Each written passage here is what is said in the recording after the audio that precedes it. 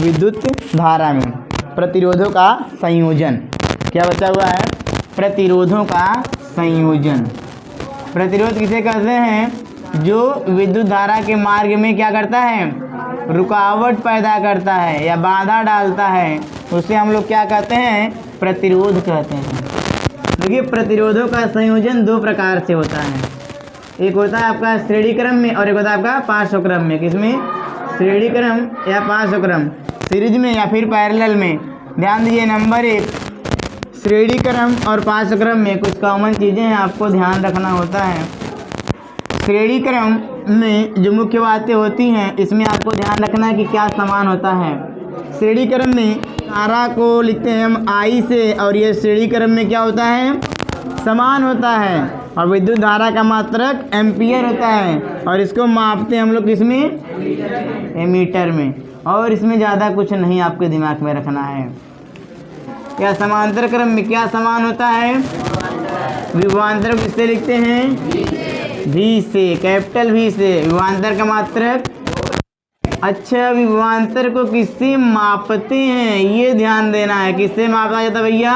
Volt meter से। Volt meter से हम लोग क्या नापते हैं? विभवांतर। क्लियर हो गया? चलिए, तो यहाँ पर पकड़ में आया छोटा छोटा बात। श्रेणी क्रम में विद्युत धारा समान होनी चाहिए, और पार्श्व क्रम मतलब समांतर क्रम में विभवांतर समान होना। इतना नोट करते हैं, फटते हैं। ठीक है, समझते हैं श्रेणी क्रम में कैसे किया जाता है। ध्यान दीजिए, श्रेणी क्रम में हम लोग कितने प्रतिरोध लेते हैं? 3 प्रतिरोध, R1, R2 और R3। कह रहा है आपके पास 3 प्रतिरोध हैं, R1, R2, R3 हैं, और आपको जो है R इक्विवेलेंट निकालना है, मतलब R समतुल्य निकालना है। तो सबसे पहले हम लोग एक बनाते हैं सर्किट, मतलब परिपथ। ओम के नियम के अनुसार, ओम के नियम के अनुसार या ओम के नियमानुसार क्या हो जाएगा? कहते हैं V बराबर क्या होता है? I R. सही है। ये किस क्रम में जुड़ा हुआ है? श्रेणी क्रम में जुड़ा हुआ। क्लियर है? तो इसमें जा रही है, आई जा रही है। सही है। अब हम लोग ऐसे लिखते हैं, श्रेणी क्रम में धारा किसे लिखते हैं? आई से, का मान क्या होता है? समान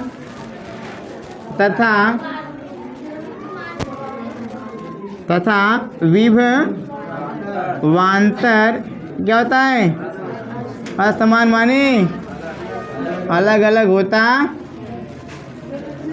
पकड़ में आ गया इतना?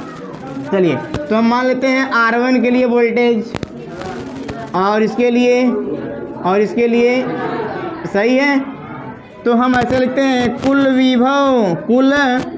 विभव या फिर कुल विभवांतर कितना है? केवल V बराबर क्या? V1 plus V2 plus.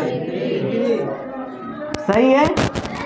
अब यहीं पर हम थोड़ा सा यहाँ पर लिख देते हैं V, यहाँ पर कुल विभव लिखो, बताने की जरूरत नहीं, आपका लिखा हुआ है। क्लियर है? चलिए, हम लिखते हैं प्रतिरोध R1 के लिए विभवांतर। प्रतिरोध किसके?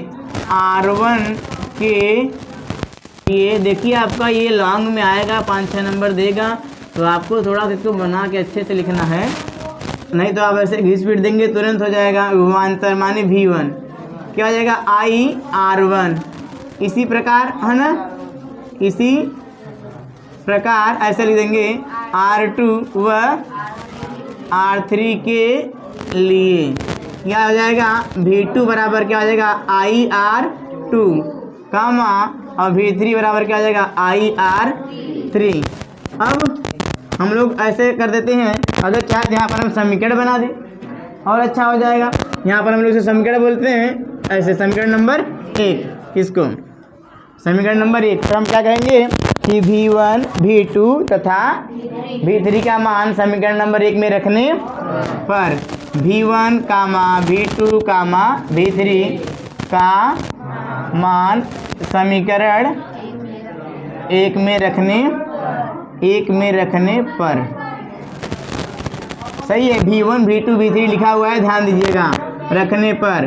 तो V बराबर क्या हो जाएगा?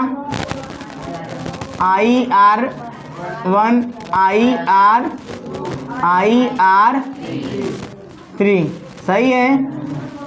और यहाँ पर लिख देंगे, हम जानते हैं कि यहाँ पर हम जो पहले लिखे हुए हैं सही है।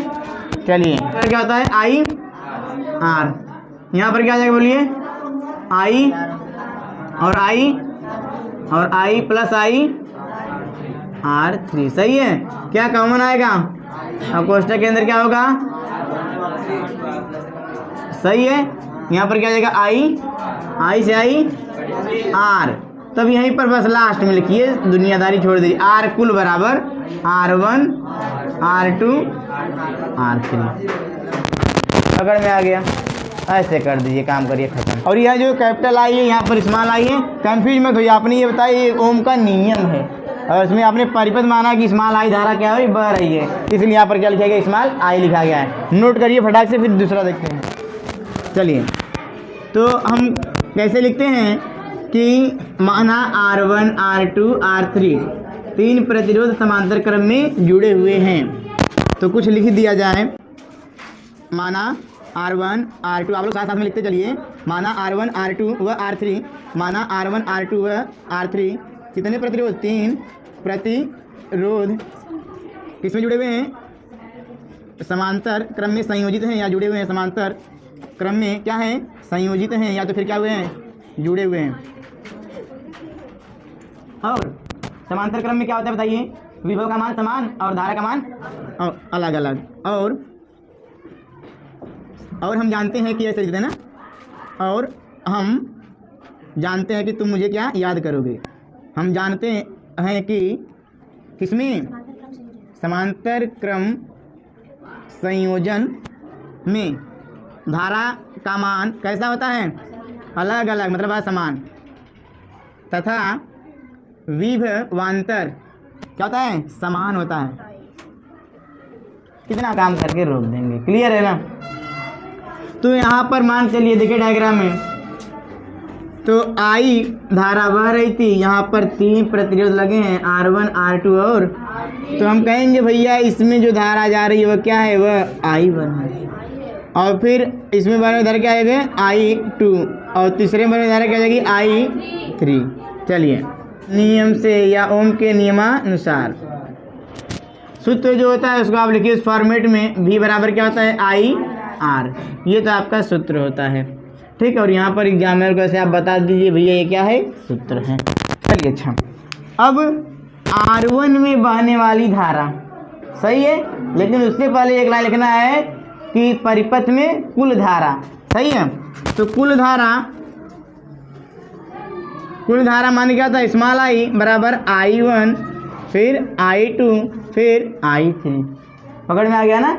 हाँ अब लिखेंगे R1 में बहने वाली धारा I1 बराबर ऐसे यहाँ से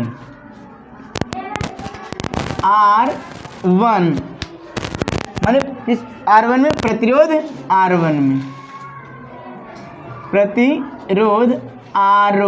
में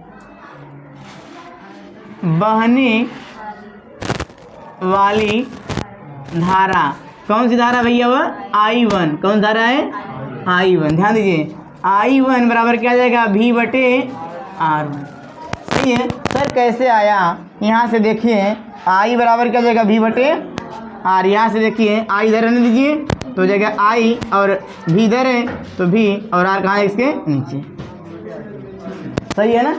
चलिए अच्छा लिखा जाए आगे। इसी प्रकार किसमें R2 व R3 में बहने वाली धारा, या इसी प्रकार R2 R3 में धारा का मान जल्दी से लिखिए। तो I2 बराबर क्या हो जाएगा V/R2 और I3 बराबर क्या आ जाएगा V/R3। तो अभी यहाँ पर एक समीकरण कुल धारा वाले को सही है, कुल धारा यहाँ पर हो गया। तो हम क्या लिखेंगे I1 I2 व I3 का मान इसमें रख दें समीकरण नंबर 1 में रखने पर, सही है। I1 I2 व I3 का मान किसमें समीकरण 1 में रखने पर, समीकरण 1 में रखने पर क्या हो जाएगा? आई बराबर, बोलिए, भी बटे और भी बटे और भी बटे, क्योंकि आपका यही तो है ना, आई बराबर I1 I2 I3 तो है, यहाँ सबका मान तो रखा हूँ, क्लियर है ना। तो आई बराबर यहाँ से क्या हो जाएगा? आई बराबर भी बटे आर, ऐसे भी बटे आर, यहाँ से भी बटे R1, भी बटे R2, भी बटे R3, ऊपर क्या कॉमन दिख रहा है? भी, अंदर क्या हो जाएगा? एक बटे R3 और भी बटे क्या हो जाएगा? ये R, तो यहाँ से कट गया। तो हम यहाँ से क्या लिखेंगे? 1/R, यहाँ पर नीचे लिख देंगे बस उसको कुल, सही है। अब यहाँ पर क्या हो जाएगा?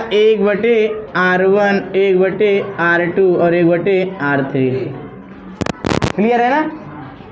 और जिसको अगर मान के चलिए सोच रहा कर यहाँ लास्ट में आकर आपको लिखे हैं, तो आप यहाँ पर भी लिख सकते हो ना कि भी कुल, है ना, ऐसे लिख सकते हैं, या आई कुल, और यहाँ पर क्या लिखते हैं? आर कुल, ये भी आपका सही हो जाएगा ना। आई को कुल बोल दीजिए, आर को भी कुल बोल दीजिए, तो भी आपका ये जो सही होगा, दिक्कत नहीं है।